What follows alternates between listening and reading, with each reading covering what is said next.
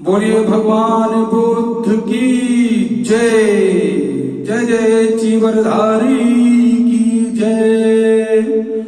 बोलिए विश्वगुरु भगवान बुद्ध की जय। बोलिए राजा शुद्धोधन की जय। बोलिए माता महामाया की जय। जय जय सम्राट अशोक महान की जय। बोलिए डॉक्टर भीमराव अंबेडकर की जय। कल की कथा में आपने भगवान बुद्ध के जन्म के बारे में सुना था।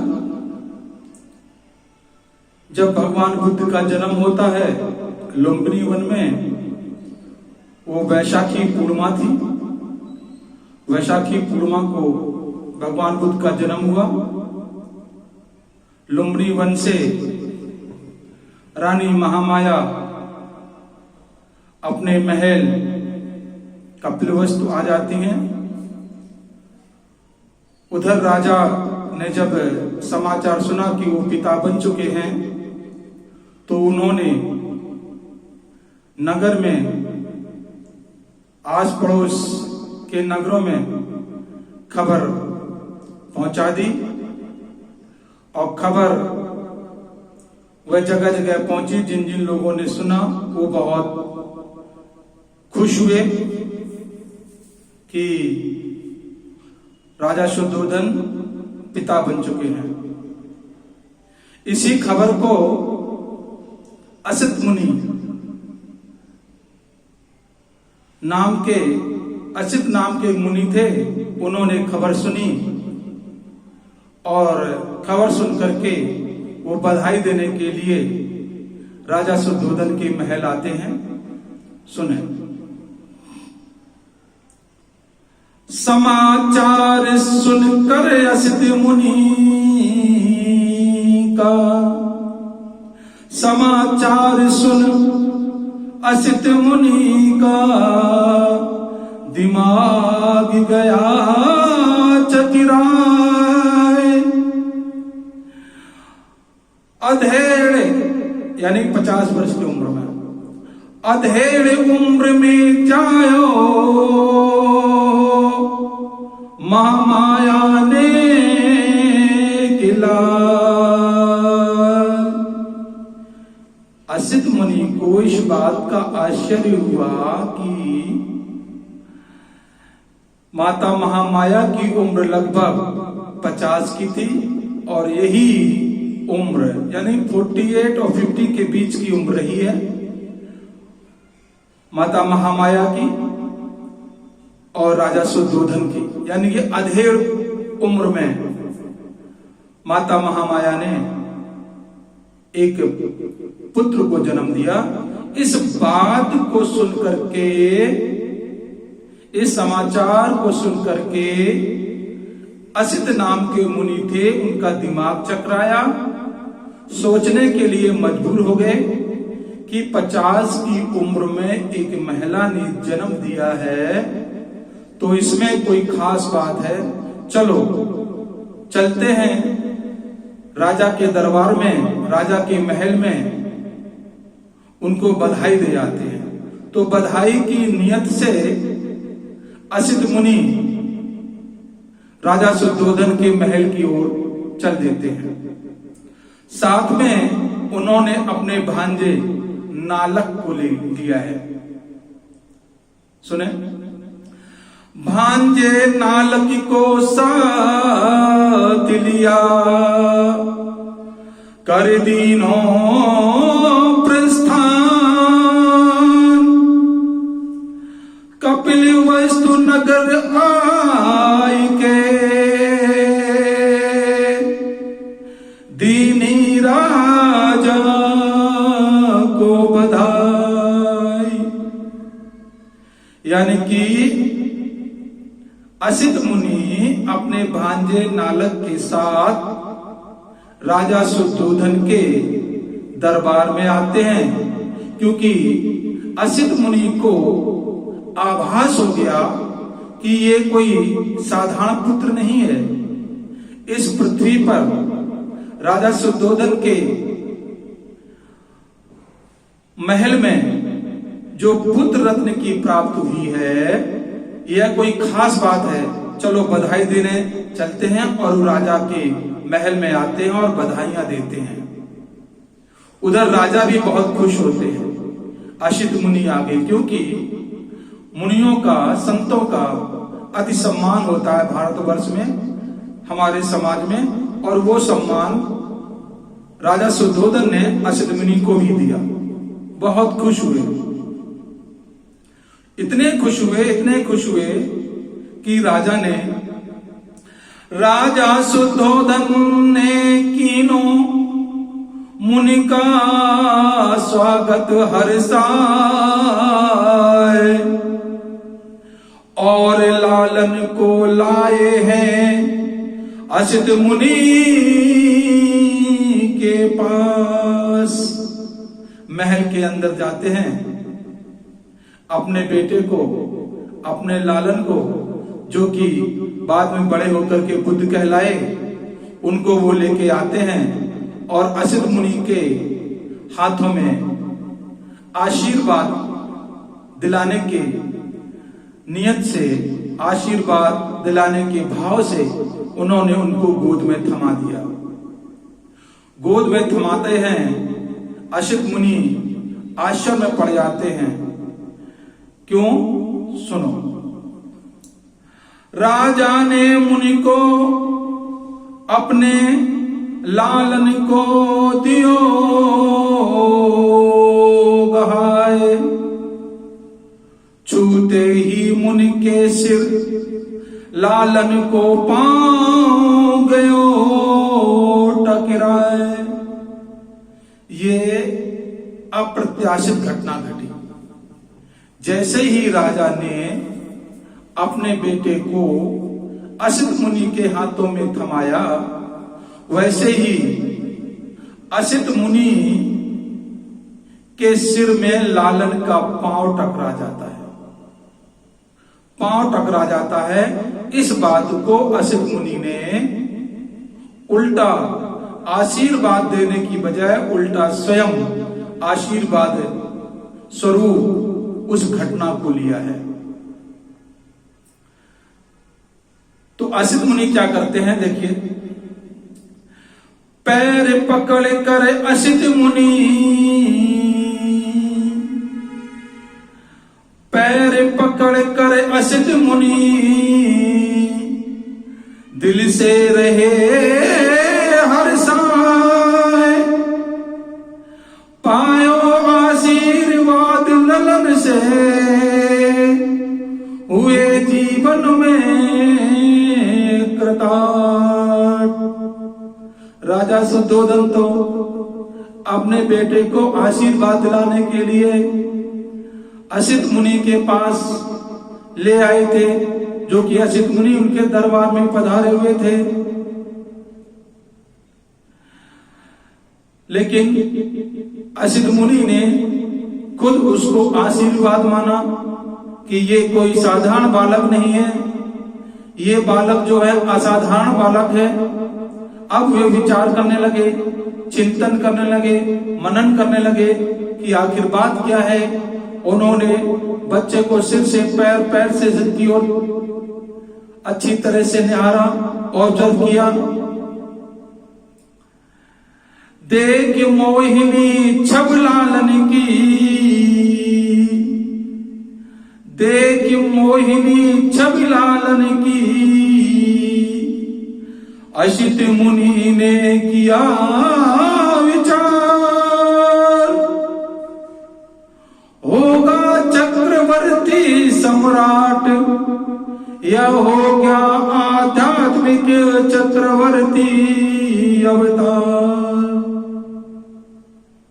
असित मुनि ने बच्चे को देख करके भविष्यवाणी की, अपना कैलकुलेशन किया कि ये कोई साधारण बालक नहीं है, ये बालक विचित्र बालक है।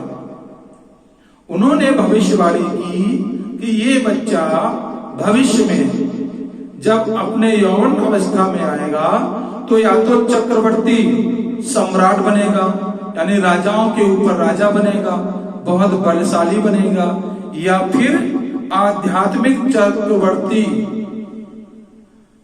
बनेगा। यानी इस तरह का इस बालक का अवतार है। आध्यात्मिक चक्रवर्ती का मतलब ये है कि ये बालक संन्यास भी ले सकता है। इस तरह की भविष्यवाणी असित मुनि ने की। असित मुनि की भविष्यवाणी सुनकर के राजा शुद्धोधन का दिमाग चकरा जाता है। कहते महाराज ये क्या कह रहे हैं आप? हम तो ये सोच रहे हैं कि चक्रवर्ती सम्राट राजा बने, प्रजा की देखभाल करे, और ठीक ढंग से यह भविष्य में जब बड़ा होगा, अपनी उम्र पर आएगा, तो यह समाज की व्यवस्था अच्छी रखेगा, अच्छी तरह से राज दरबार चलाएगा। ये राजा शुद्धोधन के मन में था। लेकिन जब सन्यास की बात कही कि ये आध्यात्मिक चक्रवर्ती भी बन सकता है, ये दो ऑप्शन दिए। राजा शुद्धोधन विचार करने लगे, सोचने लगे, अगर ऐसा होता है तो ये शाक्य गणराज्य के लिए अच्छा नहीं होगा। ये सोचने लगते हैं राजा शुद्धोधन।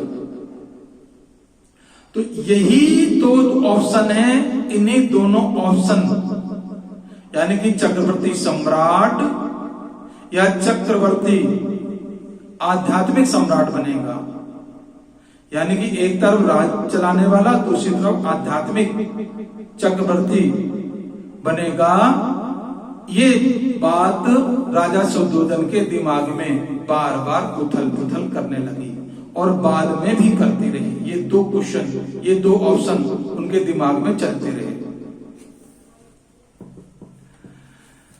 सुन वचन असित मुनि के, सुन वचन असित मुनि के, शुद्धोधन गए अति अकुलाय।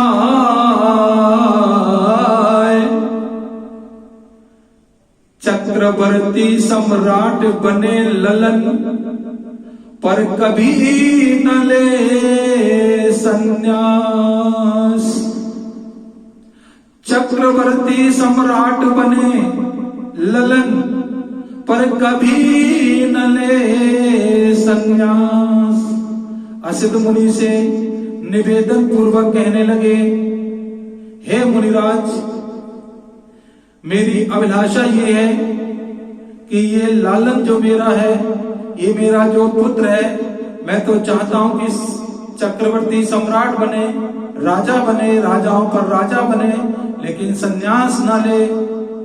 अगर संन्यास लेगा तो ये शाक्य गणराज्य में ये अच्छी बात नहीं होगी, कोई उपाय बताइए। लेकिन असित मुनि ने जो भविष्यवाणी की, उस अपनी भविष्यवाणी को वो नहीं बदल सकते थे। मुनि ने इस बात पर जवाब नहीं दिया। फिर क्या होता है? असित मुनि की विदाई पर उन्होंने कुछ नहीं कहा, बच्चे से आशीर्वाद लिया और अपनी भविष्यवाणी दी। और इसके बाद उन्होंने आगे चर्चा नहीं बढ़ाई, बल्कि क्या हुआ, असित मुनि की विदाई पर, यानी असित मुनि चल देते हैं, कहते राजन अब आज्ञा दीजिए, मैं प्रस्थान करना चाहता हूं। तब असित मुनि की विदाई पर राजा ने दिए कीमती दान, खान पान सम्मान से खूब रखा उनका ध्यान। खान पान सम्मान से खूब रखा उनका ध्यान। राजा शुद्धोधन ने असित मुनि से भविष्यवाणी सुनी, निवेदन भी किया, लेकिन असित मुनि ने उस पर चर्चा आगे नहीं की, किसी भी तरह से कोई टिप्पणियां नहीं की, बल्कि विदाई के लिए उन्होंने आज्ञा मानी। राजा ने खान पान वस्त्र इत्यादि कीमती वस्तुएं दी और उन्हें बड़े सम्मान पूर्वक विदाई के लिए तैयार हो जाते हैं और विदाई करते हैं। इस तरह से जो मुख्य बात यह है कि कहते हैं लालन के पांव पालने में पता लग जाते हैं, ये भविष्यवाणी असित मुनि ने कर दी थी।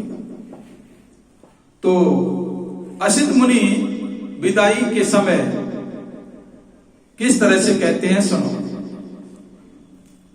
गीत के माध्यम से। नजर ना लागे तोहे मुनि की रे, नजर ना लागे तोहे मुनि की रे, नजर ना लागे तोहे मुनि की रे। दिल हर्षाए रुकी रुकी के, नजर ना लागे तोहे मुनि की रे, नजर ना लागे तोहे मुनि की रे। और क्या कहते हैं, कालो टिकोना गाल पे लगा दो, कालो टिकोना गाल पे लगा दो, पैर पे लगा दो, माथे पे लगा दो, पैर पे लगा दो, माथे पे लगा दो। कोई न देखे मन भर भर के, कोई न देखे मन भर भर के, नजर ना लागे तोहे मुनि की रे, नजर ना लागे तोहे मुनि की रे। दिल हर्षाए रुक रुक के, नजर ना लागे तोहे मुनि की रे। कालो धागा ललन को बांधो, कालो धागा ललन को बांधो, हाथ में बांधो पैर में बांधो, हाथ में बांधो पैर में बांधो। दूर रखना इसको बुरी नजर से, दूर रखना इसको बुरी नजर से, नजर ना लागे तोहे मुनि की रे, नजर ना लागे तोहे मुनि की रे। दिल हर्षाए रुक रुक के, नजर ना लागे तोहे मुनि की रे। गांव गली में मत ले जाना, गांव गली में मत ले जाना, बंद महल में ललन को रखना, बंद महलों में ललन को रखना। दीप जलाना हंस हंस हंस के, दीप जलाना हंस हंस हंस के, नजर ना लागे तोहे मुनि की रे, नजर ना लागे तोहे मुनि की रे। दिल हर्षाए रुक रुक रुक के, नजर ना लागे तोहे मुनि की रे। गर्मी सर्दी से हर दिन बचाना, गर्मी सर्दी से हर दिन बचाना। थोड़ा थोड़ा शुद्ध शहद चटाना, थोड़ा थोड़ा शुद्ध शहद चटाना। मालिश करना हल्दी चंदन से, मालिश करना हल्दी चंदन से। नजर ना लागे तोहे मुनि की रे, नजर ना लागे तोहे मुनि की रे। दिल हर्षाए, रुक रुक के नजर ना लागे तो ये मुनि की रे, नजर ना लागे तो ये मुनि की रे। इस तरह से असित मुनि आशीर्वाद देते हैं। अब यहाँ पर काले धागे की बात, टिकोनों की बात, ये टोटका नहीं है, ये उन्होंने दिल से कुछ बात कही है, कुछ वैज्ञानिक बात कही है, इसमें टोटका की बात नहीं है। तो इसको आडंबर और टोटके की ओर न ले जाए, उन्होंने अपने दिल की अभिलाषा बताई थी। तो बोलिए भगवान बुद्ध की जय, असित मुनि महाराज की जय, असित मुनि महाराज की जय, बोलिए राजा शुद्धोधन की जय, बोलिए रानी महामाया की जय, जय जय चीवरधारी की जय। आप इस कथा में आडंबर के प्रति सजग रहें। यहाँ कोई आडंबर की बात नहीं है, यहाँ कोई टोटके की बात नहीं है, इस बात को आप ध्यान रखें। ये असित मुनि ने अपने मन की बात बताई है और बाद में उन्होंने देशी नुस्खा भी बताया है कि शहद चटाना है और हल्दी चंदन से मालिश करना है ताकि शरीर मजबूत रहे। तो बोलिए जीवनधारी की जय।